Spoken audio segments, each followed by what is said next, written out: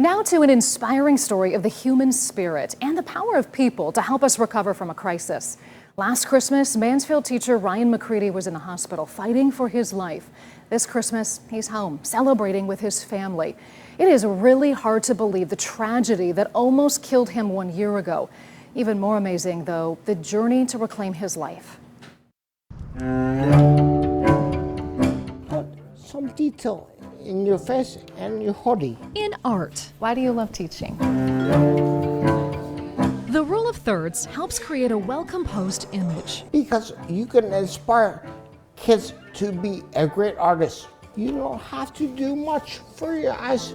But in life, it's gotta be cool when you see a student maybe discover their talent. Their talent. Sometimes you discover those rules fall away and that balance is lost. I'm very grateful to be here and very grateful to teach.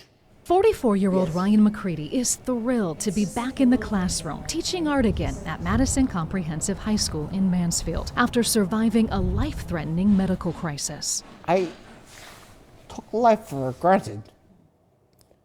After this experience, you don't take life for granted anything. December 12th, 2023, a day that changed everything. Ryan did something he'd always done, something a lot of people do. I was just finishing dinner and I cracked my neck. But he says this time he knew right away something was different, that something was very wrong. I got up and lost my balance, and immediately Becky, my wife, called 911. Ryan woke up in the hospital 5 days later. While rare, cracking your neck can cause a stroke due to a torn artery. Ryan suffered 3 strokes. His doctor told him he was lucky to be alive. And you wake up and you're told what? I don't have any speech. I can't walk. It's a little bit jarring. Well, yeah, Ryan, what is that like? To hear that, to feel that? You have so many thoughts in your head and you want to say things I couldn't write fast enough. Ryan couldn't get going fast enough to regain the life he'd almost lost.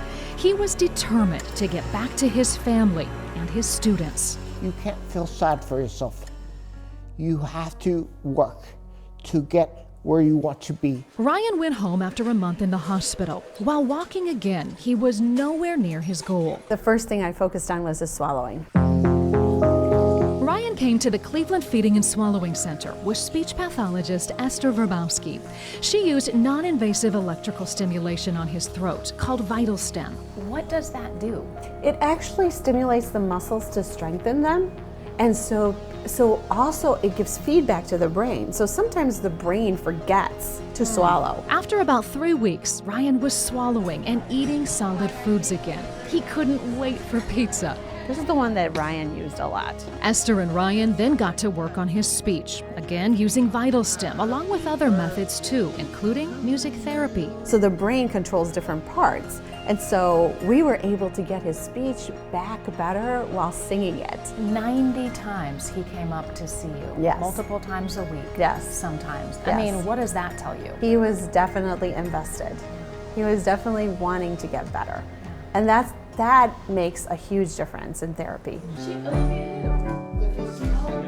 I'm around here, campfire, so I can do a demonstration. Ryan says he would not have reached his goal of returning to the classroom without Esther. You see, Ryan's insurance wouldn't cover speech and swallow therapies. However, an insurance representative reached out to Esther on Ryan's behalf, asking if she could take him on as a client through the Star Center Foundation, which Esther created a few years ago to help people like Ryan, who fall through the cracks with their insurance coverage. It takes a village to help someone to come back to where they need to be. Speaking of that village, meet Mark, his neighbor, who helped drive Ryan to and from his speech and swallowing therapies an hour away in Westlake, and Ryan's school district. His fellow teachers donated sick days during his extended medical leave. He's an inspiring story, a heroic story for our students to follow. You said God is good.